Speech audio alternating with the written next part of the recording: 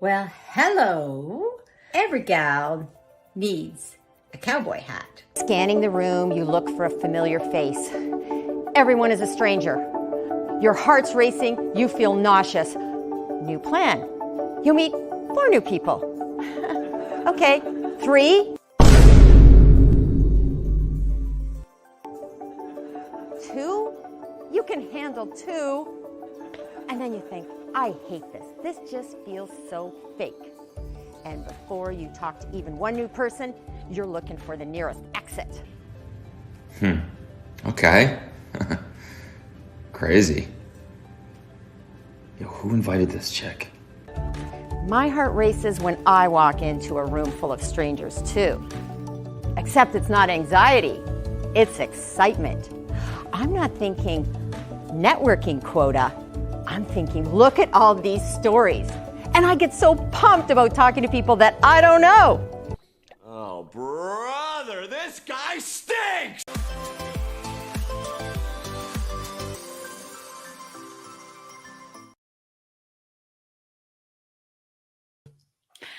Well, hello and welcome to Curious Minds with Gail Now. So my name is Gail Robertson, and well, I'm very excited to be back. Been off a bit with the show, but getting back, and what a day to come back and do live and talk about curiosity. So for anyone new tuning in, I help manufacturers tell and share their story. And I use a 3-step process: sign up, suit up, and show up. And I also explore all aspects of curiosity. And as a recovering journalist, I can tell you that I'm fascinated by asking questions, learning more. And something I've learned from a show that I watch called Ted Lasso is be curious, not judgmental. So today's show, we're going to be exploring that concept of curiosity and judgment. And often when we think about communication, we think verbally, we think, we're listening, we may be watching, but there's so much else that's going on.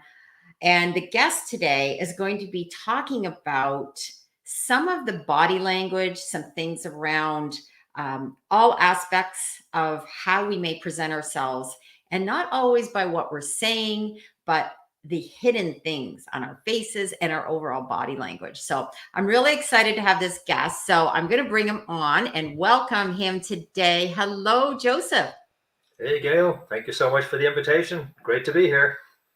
Well, we're going to jump right in. And, I also wanted to address, hold on, I'm just going to put on my, there we go, make sure so I can get the focus, get the no disruptions. We met actually through networking, which was virtual, called the Global Tea Break. Mm-hmm. And you are in Ireland, correct? Yep. Okay.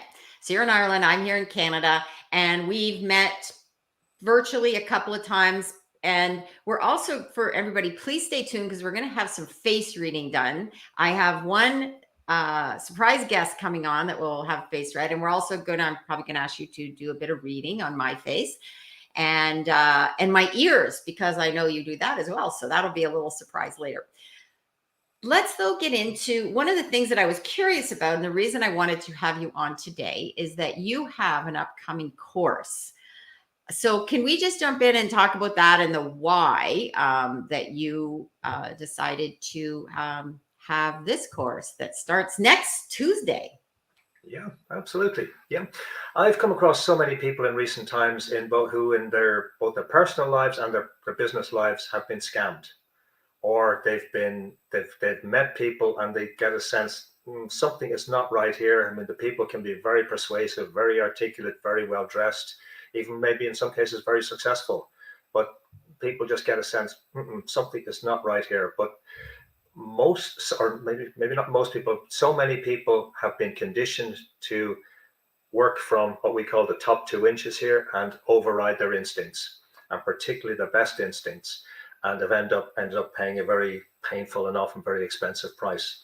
And it's something that, like, I've been reading people since I was a small child, and I picked up on insincerity, deception, falseness at a very, very young age. So it's something that when people tell me, oh, I've met X and something doesn't ring true, but I'm not sure about it, or I have been scammed, and then they show me a photo or a video of the person, I'm looking at it and say, how did you not spot this or that? And it's just strange to me that it's not apparent. But so that's really why I'm putting it on, to help people recognize, to trust their own instincts first of all, but then also to recognize the visual and the non-verbal clues. And the non-verbal clues can also include the voice, in terms of how people speak more than what they say. So we are now also in a world that is heavily reliant on digital, on these types of meetings and shows now. So much is dependent on this side of the world. So can you talk about that and what's happening in the world, and is there hope? There's always hope, Gail. There has to be.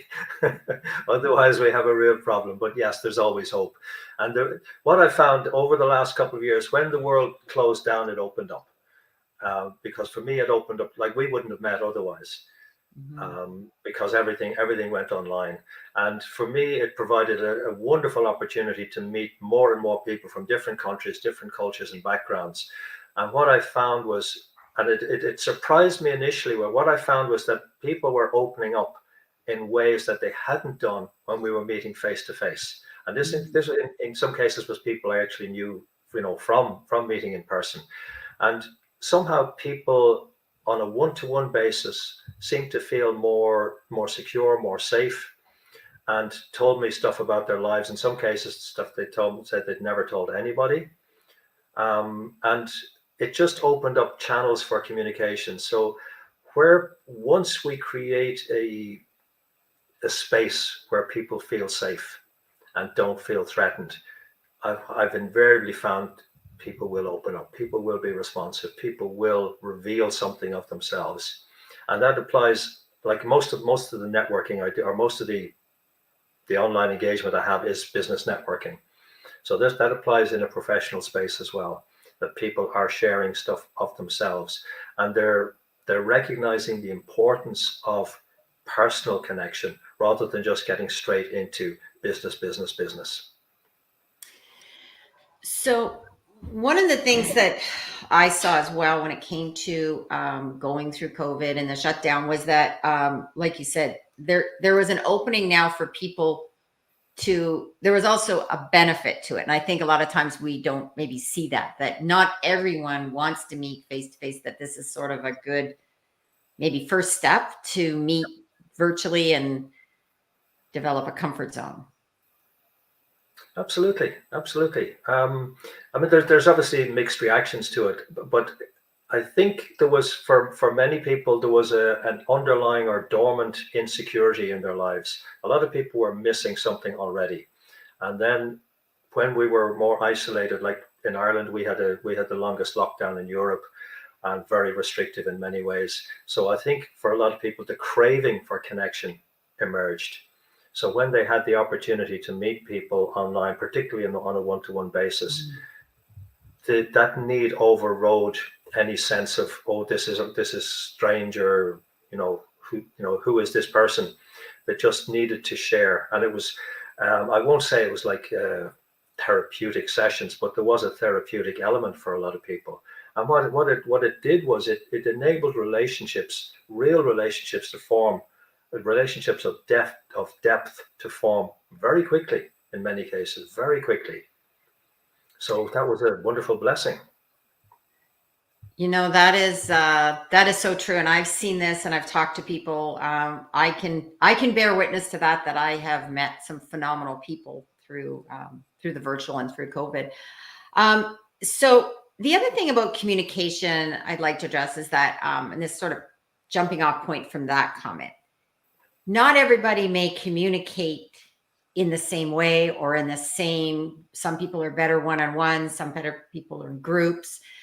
So let's talk about that first, and then I'd like to get into the business case as well for what we're going to talk about today in terms of how business can use this, but also you can't really separate business and personal. Like kind of goes together. But so in terms of the differences, and maybe for people out there, if there's any managers or HR people listening, maybe not everybody communicates the same. Can you talk about that from a body language perspective? Yeah, absolutely. Everybody does not communicate the same way. And that's one of the mistakes we tend to make.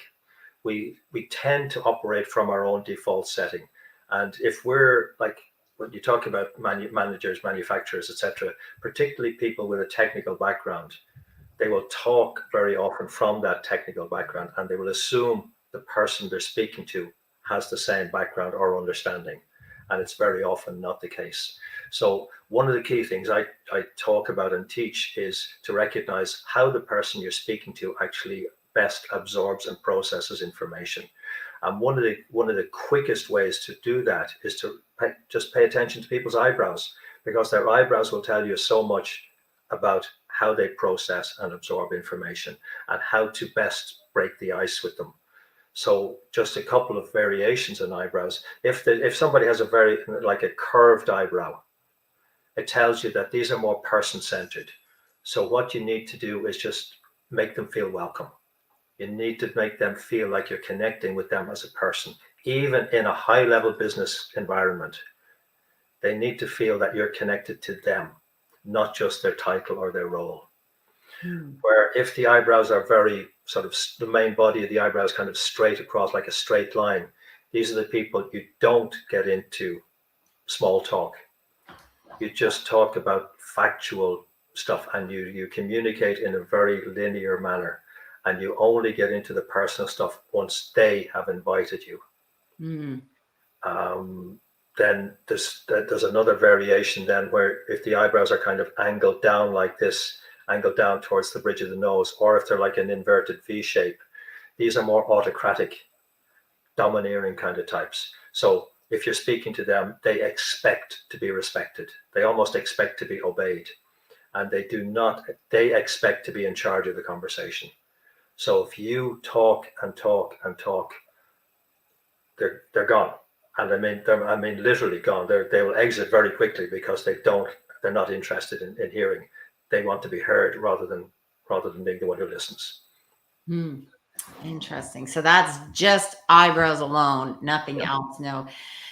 Now, one of the areas I didn't mention that had me really fascinated about was all of this topic is I watched the show Lie to Me, and that was sort of my entry into the whole idea of, and I know that's TV and it's, fun and all that too. There's a little bit of, crime fiction about that. But so in terms of what else could you see happening in maybe even, we could talk about culturally or gender or, is there things that people as guides could use when they're maybe in a interview setting and they're talking to someone, whether for sales, could be a sales call or an interview for a job? Yeah, there's so many variations there. If, for example, if you're meeting face to face, I just go through that one very, very briefly, then talk about the virtual, because I know many things happen in a virtual space. But if you're meeting people in face to face, make sure your hands are visible, and make sure your hands are open. Like if, for example, if you ever watch Mark Zuckerberg being interviewed, his hands are almost invariably palm down. Now, it doesn't mean he's being dishonest or anything like that, but our sense of it when we see somebody with their hands closed like that or the palms down, we say, no, I don't quite believe it.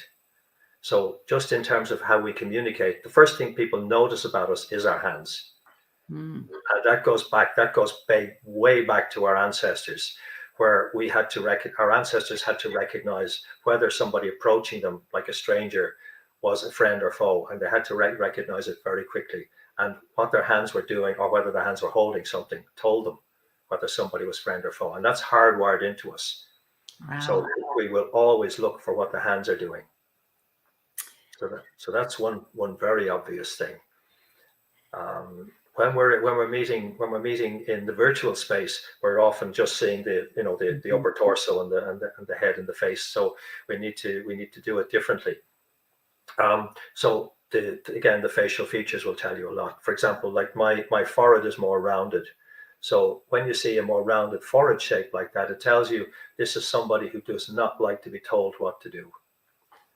If you want to get me to do something, ask me rather than tell me. Mm. And also don't tell me we only do it this way. Give me an idea, give me a shape or structure of something and ask me, what can I do with it? Where could we go? Whereas if my forehead were more vertical and sort of, framed by a hairline, if I had one, that would tell you this is somebody who works well with structure, and they're more comfortable with structure and planning and logistics. So there's a couple of variations. So it depends on the role somebody may be being interviewed for, what exactly you're looking for in terms of how you want somebody to perform in the role. So if you want somebody who's purely system based, don't look for somebody with a rounded forehead, because they, by definition, they need to look at what you can do with the structure beyond what you've been given. So there's just a couple of variations, but there are so many more beyond that. Do people sometimes want to, when they're interview or situations, that they look for people like them or different than them? I'm thinking about, like, do we gravitate to people the same or different, do you think, generally? Because you Yeah, hear it's sort opposites attract, right? So well, it's one of the recognized mistakes that often happens in recruitment, is people gravitate towards people they like. And this goes back to the idea of curiosity. We tend to operate from our default settings, our default perceptions, attitudes, etc. So if we see somebody, we meet somebody, and they've got the same hobbies as us, or they remind us of somebody we know and like, or they come from the same area, that same occasion, same sports, etc. We will often favor them, and that's one of the mistakes that just happens so frequently, and it's been recognized so often in recruitment. So it's important to bring the element of curiosity in, to recognize not just what the role involves, but what the culture of the company involves, and whether the personality will fit, rather than just their qualifications and what's on their CV, what's on their past history. Will the personality fit? Because the company culture, what's the old Peter Drucker saying, culture eats strategy for breakfast.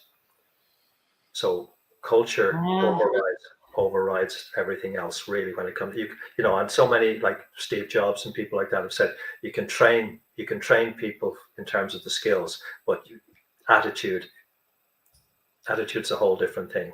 So you need to understand the personality, their outlook, much more than so often than what's technically in their background, as it were.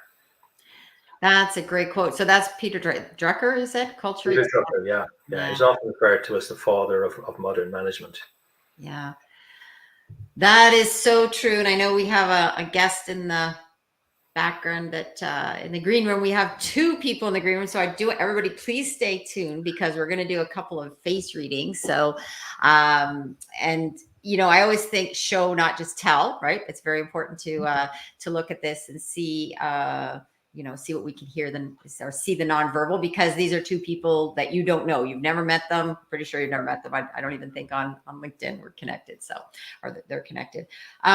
So before we get into the face reading, can you tell me a little bit about your business and your area? Like, how did you become this person that's doing a course on deception and that does face reading? And I know that your business, Clear Sight Communication, you actually are a consultant that will go into businesses and help people. So let's jump in and say, what's the business case of why someone should contact you if they need help with recruiting or retention or sales?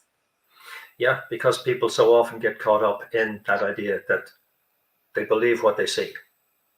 And that means literally the CV, etc., the qualifications on paper, the background on paper. But again, so many companies have made expensive mistakes in terms of particularly at executive level, which is where I operate, executive senior management. And it's a very expensive, it's a very costly mistake to make if you get the wrong person. and not just in terms of the direct finances, because you've got to train them, etc. in many cases. But if you get it wrong, there's an impact in terms of staff, because morale will often drop. You'll often get absenteeism increasing, productivity decreasing. You get customer dissatisfaction, and then there's the payoff when you have to let them go. Plus, then you have to bring somebody at the cost of onboarding somebody else, etc. And I've just come across that time and again. So what I do, typically, what happens when I'm called in for an interview situation, typically what I will do is I'll ask them to send me a photograph, or ideally photograph and video of the candidate. And you will often find stuff like that even on their Facebook page, their Instagram page, wherever. And that will provide me with a lot of information about who the person really is behind that professional background. So that helps to prepare for the interview. I will often then sit in on the interview process itself. That tended to happen a bit more when we were meeting more and more face to face, although that's happening again now. And then when I'm sitting in on the interview, I will be reading the person in real time. So I can pass notes to the interviewer or the interview panel as to, okay, they made this movement here. That's a red flag. Pay very close attention. You need to really dig into what you just heard, and what you didn't hear, because what people say is often a deflection or misdirection, like you see with politicians and magicians. So it's what's missing from what's being said is also very, very important, and even then, how people say it is hugely important. The tone of voice, changes in the tone of voice. And when I hear people using the word "but," my ears, my antenna automatically go on full, because when I hear the word "but," it's maybe not a red flag, but it's an indicator that something is not quite in sync. So again, there's a few things, but again, it's about having an advantage. And if you're going into the negotiation bit, it's having an advantage over your counterpart across the table, whether that's a real table or a virtual table. And again, I will engage with my client. I'll profile them first of all, and then I will do a role play with them, and I will act as their counterpart in an upcoming negotiation. And I will be as difficult as possible, because I want to see how my client operates under pressure. Because for so many people, negotiation is a very, very stressful experience. So then I will do a profile of their counterpart, or in some cases, like it may be a team, look at who are the most important people in the team. And they may not necessarily be the CEO. It may be other people. And then when it comes to the actual negotiation itself, if it's a team of people, you're looking for who's responding.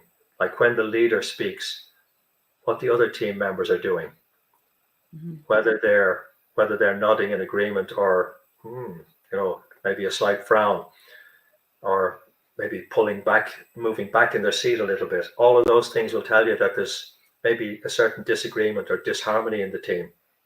So you're watching for a lot of stuff like that people aren't actually saying. So there are some of the reasons that people hire me. Okay, that is great. And we have a question mark, because something you said I wrote down as well. And we have Scott Peters. Welcome. Thank you for joining us. And anybody that is joining us live, please drop a comment where you're from and if you have any questions. So Scott said, are politicians different than magicians? This is maybe more of a political question. I think I can answer this one. Yeah, I think a lot. Well, I may be going in the wrong territory here, but I think a lot of politicians work dark magic at times. Yeah. That will probably, if anybody that watches my show, Curious Minds, I would encourage you to go watch some other shows, because we do talk about that, and I think that that is such a wide topic, getting into politicians. And I do public relations, so I can tell you there is an aspect of, I've been trained one time where they wanted me to say certain things and it was not authentic. And the person who had originally hired me said, why are you saying this? I said, because your PR people told me this is what they want. And he said, you know what he said is, stop doing that. I want like the person that we want it here, right? So yeah, it's really important that you are aware. I always want, when I'm working with people from a public relations perspective, I want people to be who they are, right? With a little bit of, finesse to it. But yeah, don't be different online than who you are in person. So yeah.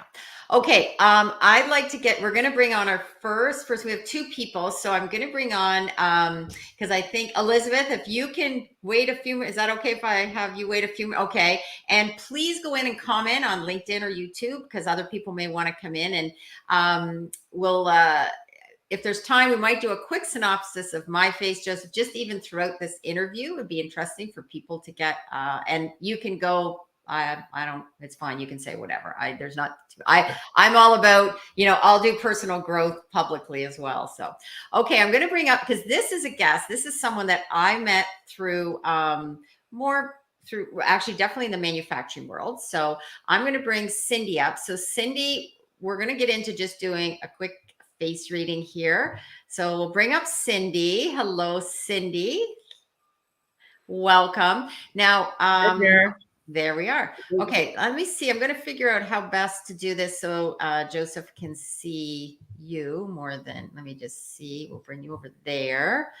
Okay, so you're in the spotlight now. So I'm not going to say anything else about who Cindy is, what she does, and why don't we just do, and I know Cindy will be, because I think we've had a few chats, not about this though. This is just, we're going out into the wild here. Yes. I will say Cindy is brave. So that's one thing we'll know about her. Okay. Joseph, over to you let's do a face reading. Cindy's coming on maybe even as a future guest. And I just want to know, what would you tell me about her? Okay, there are a number of obvious things that jump out here. Cindy has this little vertical crease here going up between the eyebrows. I've got one as well, and it tells me there's a strong perfectionist streak in there. So Cindy sets high standards for herself, and she has high expectations. And if she doesn't match them, even if other people think what she's done is great, if she's disappointed, and she's often disappointed because she sets the bar so high, she will criticize herself, and she will think in terms of always, oh, I should have done, I could have done, rather than, oh, wow, I did well, and next time I'll do even better. So if you can give yourself that message in future, Cindy, okay, I did well, they liked it, whoever they may be, and next time I will do it even better. It takes a lot of the internal pressure off. I'll sure try. Thank you. Okay, and just remember, according to Yoda in Star Wars, there is no try. There's just do. There's just do. That's right. Just do. Yeah, and it just takes a lot of pressure off, because when we get into that perfectionist place, it's a stress, and it actually inhibits performance rather than adds to it. So just think in terms of always even better rather than should have, and it just changes the perspective and opens up other possibilities for you. Cindy does not like being put under pressure by other people in terms of, we need this now. We want this done now. And if you want to get the best out of Cindy, give her what you're thinking about, and give her a little bit of time to reflect on it, to think about it in the context of whatever's going on. And then she'll come back with something valuable. But if you tell her, we need it now, just tell us now, that's pressure. And it's not that she can't make a good decision, but she'll make a better decision if she's given time to reflect. She also values her time. So when Cindy's arranging a meeting, time is very important. We know time is important anyway, but for Cindy, she doesn't want a meeting that's just, oh, we're just meeting for, like in a business context, she does not want a meeting that's just for, oh, let's hang out here. She wants to know why you're meeting, when you're meeting, what's the agenda, who's coming to the meeting, what their roles are, what's decided at the end of the meeting, who is accountable for what and by when. Correct? Yeah. Yeah.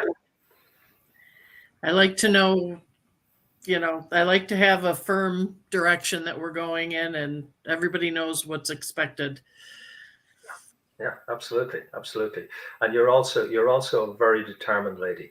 a very determined lady. So once you set your mind on something, you're going to go for it. Now, one thing I would say is you do have a tendency to take care of other people, and sometimes more than is appropriate. So you do sometimes, and there's a bit of a pattern there of doing more for people that they should really be doing for themselves. So I just caution you to watch that. And it's not that I suggest you should suddenly start being unkind or uncaring, because that's not your nature. But if you just observe that there are things you're doing for some people that really they could and should be doing for themselves, it can just, again, make your life a little bit easier. Okay. Wow. Well, I will say, as an observer, some of those things seem to be, Cindy and I've had a few talks, and I think, Joseph, you are showing, I think that you are, I've worked with Cindy on a few things, and that seems to be, you've nailed a few things, I think, about Cindy, and that she's, so. Cindy, do you have any other comments before we bring up the next person? Just wonder, do you feel this is helpful to you? Yeah, actually, I mean, when he first brought up the crease in the middle of my forehead thing, and what that means, and that I should go a little easier on myself too. That spoke volumes in a way, because I do put a lot of pressure on myself, and I do worry about other people too. That I tend to maybe go beyond what I should. To help them, to make them feel better, whatever. People pleaser, I guess. Is that what the thing is? But I mean, I do it from the heart, but I probably, should go a little easier on it, as you said, and maybe not overextend, so that person learns to help themselves. So Yeah. It's actually a gift to them when you do that, because it's allowing them to develop more of their own capabilities. Yeah. And Cindy, I really want to say, Scott Peters said that you've been known to cover their backsides on the F.B.I mold technologies board. So, one of the things I think that Joseph and I, when we do our wrap up, we're going to talk more about this, that all of these things that get pointed out, and even if you're hiring someone, it's all things, I think, Joseph, I hope you'd agree that it's about awareness, right? Because I always said every negative can be a positive, every positive can be a negative. It's all that balance. So, and awareness. And that's really what we're going to be talking more about when we're wrapping up for companies to use this, is it's an awareness when you're doing an interview or you're looking at in a personal, professional relationship, understanding the other person too. So. Yeah, and it's interesting because when I work with someone for the first time, there is that learning curve, of course, to get to know people, and knowing kind of some of the signals to watch for, or how to talk to these people and communicate, work with them. It can be a little bit of a challenge with some people because they're not very forthcoming, or whatever, and then. Gail's laughing. It's a challenge. Oh, I love that. Yeah, we know. But yeah, it's very interesting, actually. I'm really enjoying learning some of this, and thank you so much for including me. Well, thank you for joining us, and definitely, I'm going to leave you if you want to stay on. If you can stay up, I'm going to bring up our next guest, because it might be nice to have just someone else added to the stage, and we'll have a little reading here. So the next person up on deck here is Elizabeth. And again, I'm not going to say much more than Elizabeth's here. We'll do the reading. Now, I know Elizabeth quite well, so it's going to be interesting for me to observe and see the reading being done. So, okay, Joseph, I'm just going to, and welcome, Elizabeth. Thank you. Glad to be here. A little nervous with Joseph reading my face and my hair. So it's all good. I'm going to get a quick reading too at the end. So well, you have hair, Elizabeth. So, I'm jealous. But just if I can just backtrack one moment there. Again, there was something you said about understanding people, and understanding people does not necessarily mean agreeing with them. Right. And that's Cindy mentioned being a people pleaser, and that's something that often happens when we're in that place, and I've been in that place before, of being a people pleaser, you automatically want to agree or not to disagree with them, rather than necessarily speaking and expressing who we are, what we really think or believe. And we just, again, I just advocate just paying attention to that bit, because when we disagree with people, there's a way to disagree constructively. And Right. disagreement does not necessarily mean that the relationship is breaking down or falling apart, whether that's a personal or a professional relationship. It's actually showing respect if we do it in the right way. Thank you for that clarification. It's so important. And I once heard a saying, you can disagree without being disagreeable. So Absolutely. yeah. Okay. So we'll bring up Elizabeth back on stage. Okay. And Okay. over to you, Joseph. Right. Okay. Well, the first thing I'd say about Elizabeth is you've got a very powerful work ethic. You are somebody who works hard, and that's part of your default programming, because you got it from your parents as well. That the abiding message you got, and it may not have been a verbal message, it may have been an unspoken message given by example, is if you start something, finish it. If you do it properly. Work first, play later. Does that make sense to you? Yeah. Yeah. Yeah. So one of your challenges is to not do from on occasion, because you will always, if whether you have a physical to-do list, a written out to-do list or not, you will always have a mental to-do list, and the to-do list is never ever finished. And you can find it difficult at times to switch off from that. Oh, yeah, it's late and I need to go to bed, but I should have done, or I need to do. So one of the things, if you don't physically write out to-do list, I recommend you do so. And certainly before going to bed, write out your to-do list for the next day, so you have it written down in front of you when you get up in the morning. You're probably organized enough to do that anyway, but if you're not doing it, I highly recommend it, because it just helps to clear the mind before you settle down, rather than the mind going into sleep and being overly busy. It's also important to recognize the importance of switching off and not doing. And the reason it's important is it allows you to recharge. If I told you to stop doing and just relax, that doesn't make any sense to you. But if I tell you to stop so that you can recharge, so that you can continue to perform at a high level, that can make sense. Because if you push yourself too hard, then you end up with your batteries drained. And then you're still in that place of wanting to do, needing to do, but it's more and more of a stress to do it. So that doesn't serve you. So that's an obvious thing there. You also have that pattern of doing more for other people than is necessarily appropriate. You're very good at serving other people, and you're also very empathetic. So again, just watch that you're not, again, doing stuff for them that they could and should be doing for themselves, that they're eminently capable of, because you're capable of doing it at a very high level and keeping going. You'll push yourself, and you are naturally a high energy person. So you can keep going at a high level, and if other people are slacking, you can just take on some of their load when it's not doing you or them any favors.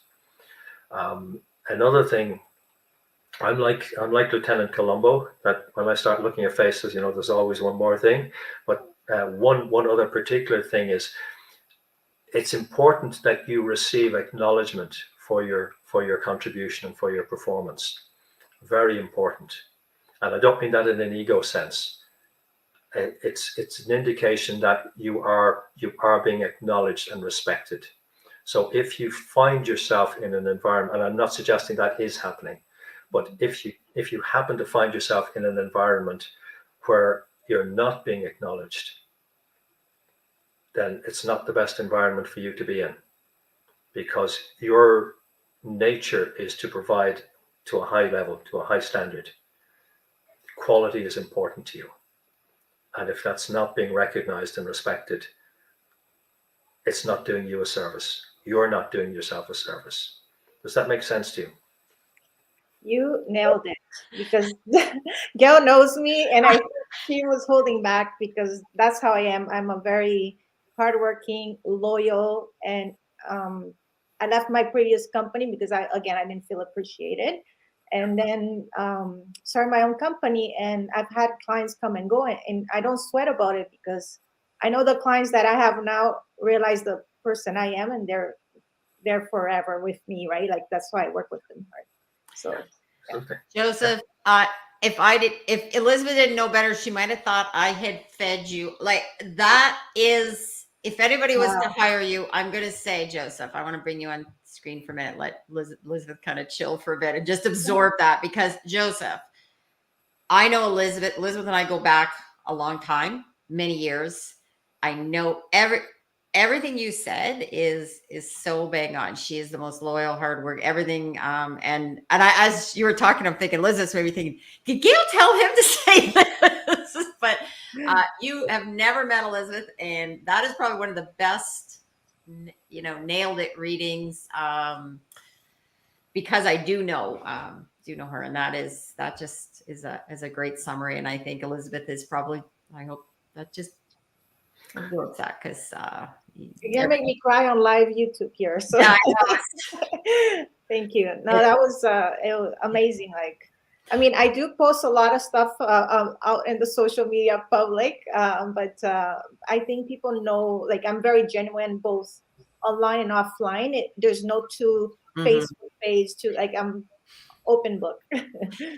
You are. And obviously Joseph, and I think what was really interesting about today is that I was going to have Joseph just do my reading, but Joseph, we've met a couple of times. It would be easy for people to say, well, yeah, he knows a bit about Gail, they've been in contact. But Cindy and Elizabeth, have you ever met Joseph before? Have you seen him on social media? No. Okay. So I'm a great believer in, when it comes to curiosity, to show, not tell. And today so far has been a really good example of, I've known, intuitively, I've known Joseph to be, he's very thoughtful. He's measured when when I've heard him on a few other podcasts. I've seen him in the networking group, and it's kind of also gives you a bit of a chill at times, because as I'm talking, even asking questions today, I'm thinking, what's he thinking? What does he say? Thinking of, how I'm doing. And so there is an element of that, but it's also, about growth too. So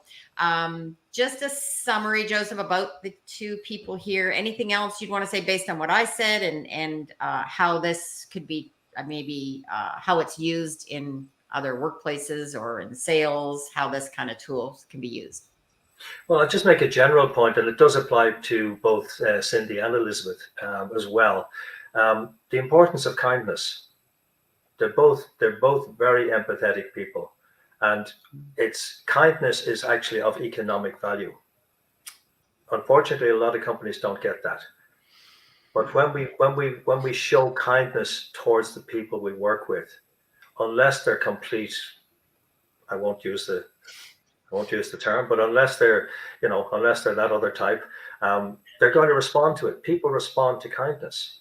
People respond to being respected, and they're foundation parts of building trust. And when we have kindness, respect, and trust in the workplace, performance automatically goes through the roof, because people feel a sense of belonging.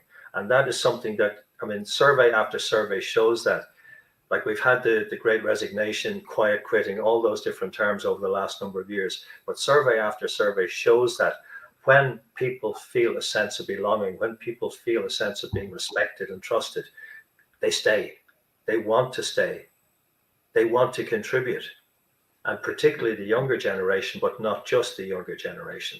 So kindness is an integral part of that. And kindness is not weakness. Kindness is actually one of our greatest strengths. And again, it doesn't necessarily mean agreeing with people.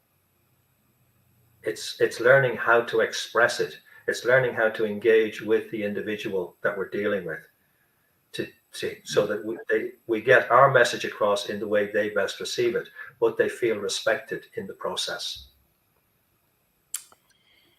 Well, I will say this, both the women on here, the one I can say is kindness. And it's also, I will say this, I always say there's a difference too between being kind and being nice, right? Being kind is also about being yourself.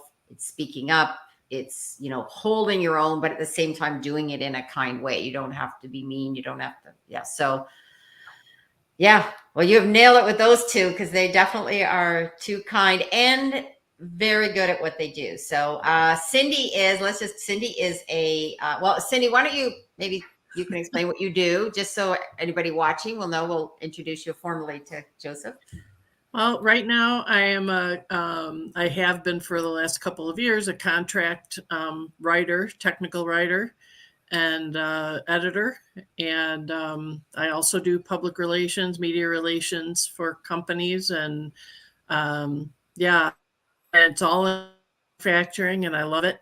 And yeah, I've been doing this for longer than I'd like to admit, but quite a few years. And I grew up in manufacturing, so it's really a love of mine. And I love seeing how things work and how they come together, how products don't just magically appear on the shelf, right? So I focus on kind of the genesis of manufacturing, the mold making industry, the plastics industry, and Gail does too nowadays. And it's just fascinating, and I love it. So that's what I do.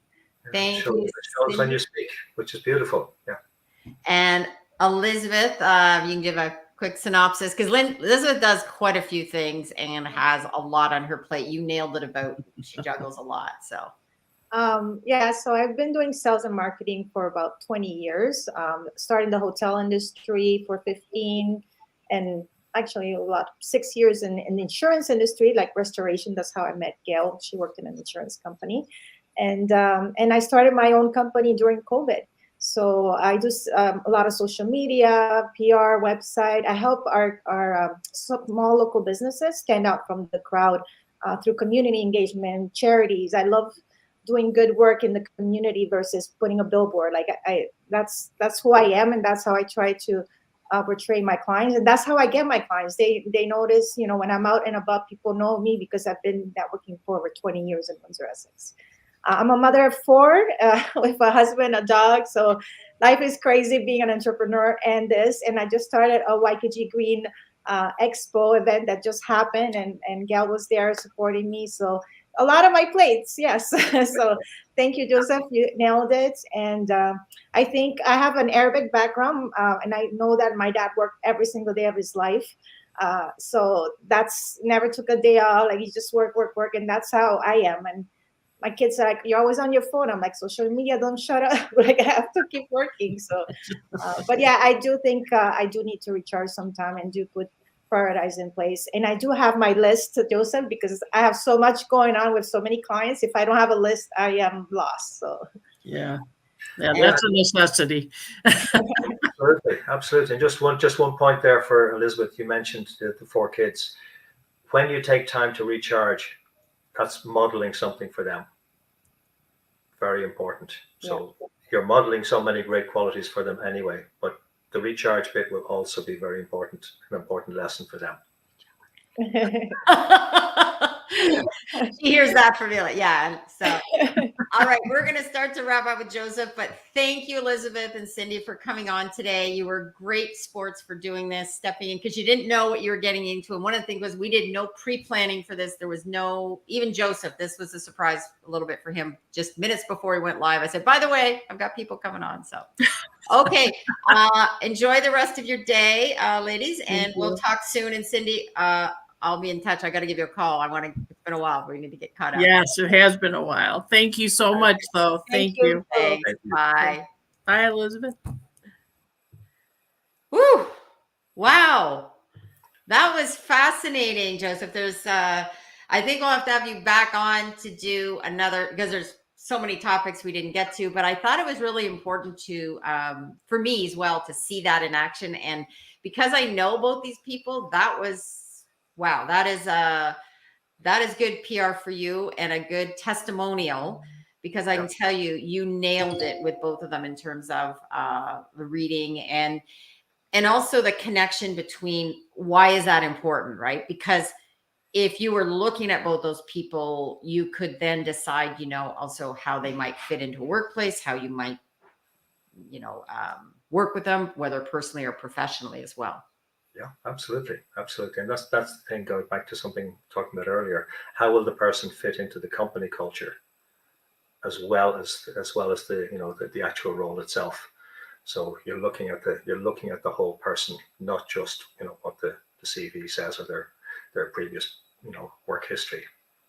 Yes, no, that is very important. So, I know you've said things like this. People are endlessly fascinating. After today, I would agree. What you and also the importance of what you can use from this information, right? So this reading really does tie back to how to use it, and it kind of ties back to what we talked at the start of the show about. Um, Now we had Scott asked, this is a question, what can be derived by seeing the candidate pulling at their hair or readjusting their hair? Typically, it depends. It can be a gender thing. Typically, it's a what would you call it? It's a comforting gesture. All right, they're nervous for some reason. It depends if they're doing it at a particular time during the interview when you've asked a particular question. That's that's something I would pay attention to. If you're talking about a particular topic, and then they suddenly start doing it, they're nervous around that topic. So that's where you really need to drill down.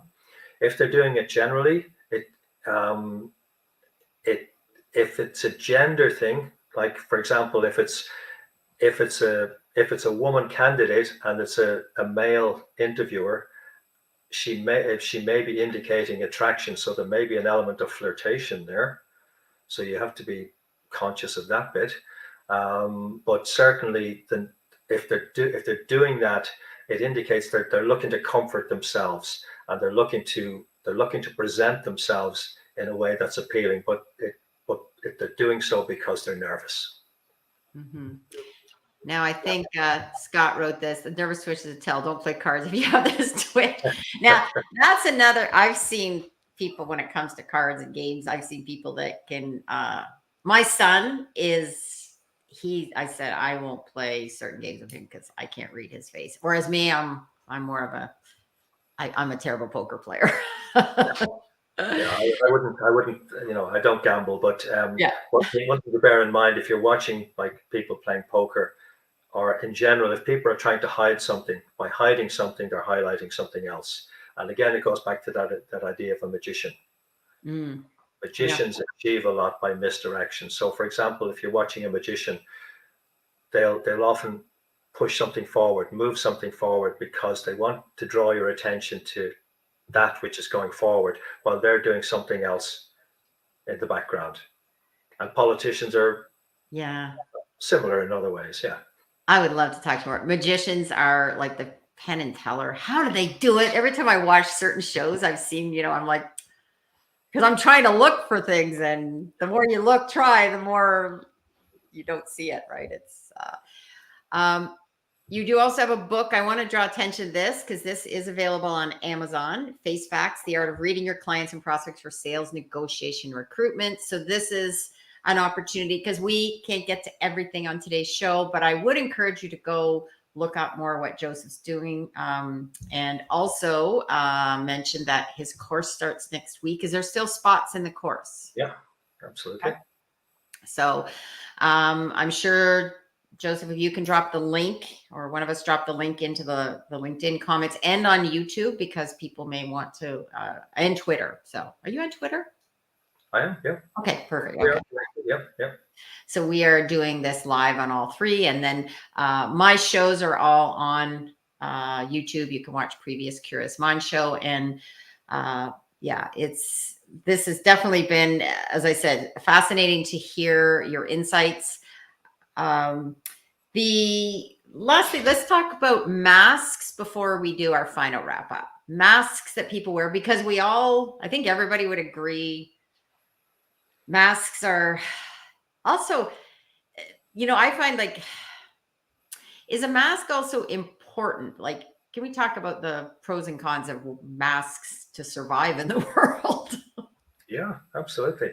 Yeah, I mean, obviously the world has changed so much in recent years, and we're often not sure of, like, we're going into a new environment, whether that's a geographical location or, in the digital world, and we're not sure where we're going. So we will often wear a mask of looking to either not express, or a big beaming smile.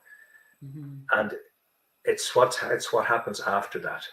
That's what I'm paying attention to. It's not the initial surface thing, but we will do it to get a sense of, again, whether it's safety, a sense of belonging, a sense of, or just, whether we're conscious of it or not, an expression that allows us to check in and see whether this is okay or whether this is not okay. So there is a certain importance in the mask. Then some people will wear masks to deceive. And that's another thing, which is like a separate kind of topic. There's the Oriental concept of saving face, where it's like a largely unexpressionless face, because you don't want to be embarrassed, because in Oriental cultures, being embarrassed is beyond anything we would experience in the West. It's so shameful, and it's like shaming your family as well. So you want to avoid that at all costs. So it will often appear unexpressive. And like, for example, if you see Japanese women, like, apparently laughing like that into their hands, it's not that they're having fun; they're actually embarrassed. So there are cultural nuances as well. I think that's so important to be aware of, how people may be presenting themselves. It may not be what you think as well. You may think someone's being deceptive and they're not. And then you also need to, I think the scariest thing when someone's being deceptive and you don't know they're being deceptive, that's the more dangerous part, right? This is where awareness and, is important. And I know this is another one of your sayings: every face tells a story if you know how to read it. Yeah, absolutely. Sometimes multiple stories. Yes, definitely. Now we do have someone join us late, but you know what? Better late than never. We have this person, speaking of kindness and hardworking. She said, sorry, I'm late. Hello also to everyone watching. Yes. So welcome, Inger. This would be a show you may want to go back, because I know at least one of the people that had their face read, and Inger is off hardworking at a trade show right now. And actually our second time to meet today. Yeah. Okay. Oh, you met Inger already today? Yeah, not visually, but she was on a call. Yeah, she was on another call, group call. Yeah. Okay, group call. All right. So, and I know we both, there is someone that is speaking about kindness and empathy. That is her calling card. So she says, saying hello as I walk the floor, I'll go back for sure. Okay. Yes. So great to see there's someone who is expanding her horizons and going to trade shows now. So that's exciting.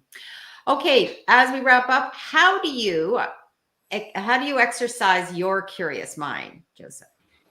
Well, people are endlessly fascinating. I tend, to be honest, at this stage, I tend to be online a lot more than is probably humanly desirable.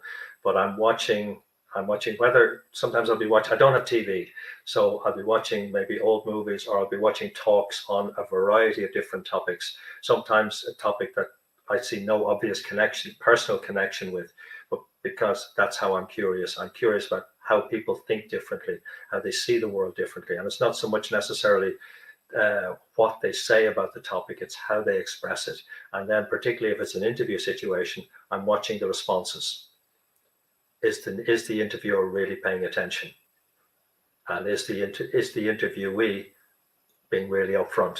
Because I'm watching for a lot of subtle signals. So I probably need to take my own advice and switch off from some of this at times, It is hard when you do certain things. I can imagine it's almost hard not to. With me, it's more marketing. Like I can't go by a billboard or look at a marketing material and not like start thinking about, wanting to edit it as well. So now I know I talked about, I think my ears, but I think we'll do that off camera because it's more of maybe just to wrap up, is there anything, just a summary of my interview today, what you would say, what you've noticed from body language that I've done for people watching and may go, oh.